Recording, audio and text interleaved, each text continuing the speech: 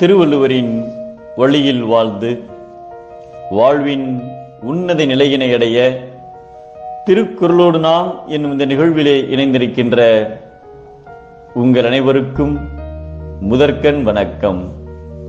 குறள் எண் 675, அதிகாரம் வினை செயல் வகை.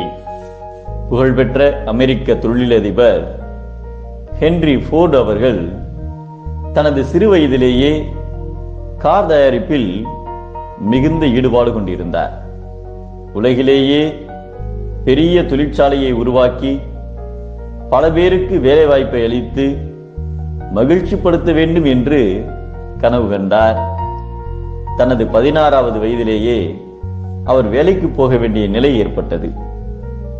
பல மோட்டார் தொழிற்சாலைகளில் வேலை பார்த்த அவர் 1903ஆம் ஆண்டு தனது 40வது வயதில் சொந்தமாக ஃபோர்டு மோட்டார் கம்பெனியை ஆரம்பித்தார்.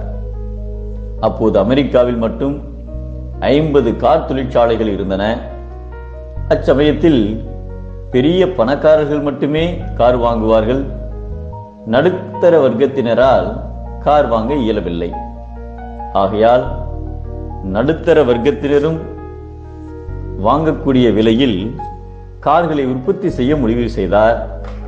1908ஆம் ஆண்டில் தனது கனவுகளை நனவாக்கினார். டி மாடல் என்ற காரை தயாரித்து குறைந்த விலையில் அறிமுகம் செய்தார். மேலும் உற்பத்தி செலவை குறைக்கும் முயற்சிகளில் தொடர்ந்து தீவிரமாக ஈடுபட்டார். அதன் பலனாக அசெம்பிளி லைன் என்கிற தயாரிப்பு முறையை அறிமுகம் செய்தார். இதற்கு முன்பு பல தொழிலாளர்கள் ஒரே இடத்தில் இருந்து கொண்டுதான் காரை தயாரிப்பார்கள்.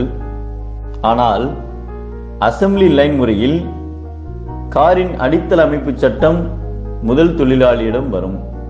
அதில் அவர் பிரேக்கை மட்டும் மாட்டுவார், அடுத்தவர் கிளட்சை மட்டும் போடுவார்.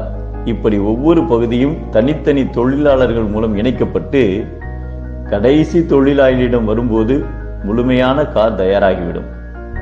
மற்ற நிறுவனத்தினர் ஒரு காரை தயாரிக்க 3 மணி நேரம் எடுத்துக்கொண்ட போது இந்த புரட்சிகரமான முறையால் சரியாக 93 நிமிடங்களில் ஃபோர்டு ஒரு காரினை தயாரித்தது.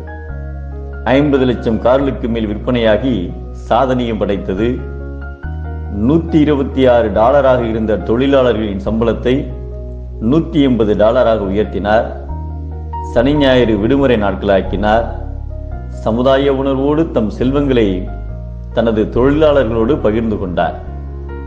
நடுத்தர வர்க்கத்தினரும் கார் வாங்க வேண்டும் என்ற அவருடைய தொலைநோக்கு சிந்தனையால் அமெரிக்காவில் மாபெரும் சமுதாய பொருளாதார மாற்றங்கள் ஏற்பட்டன.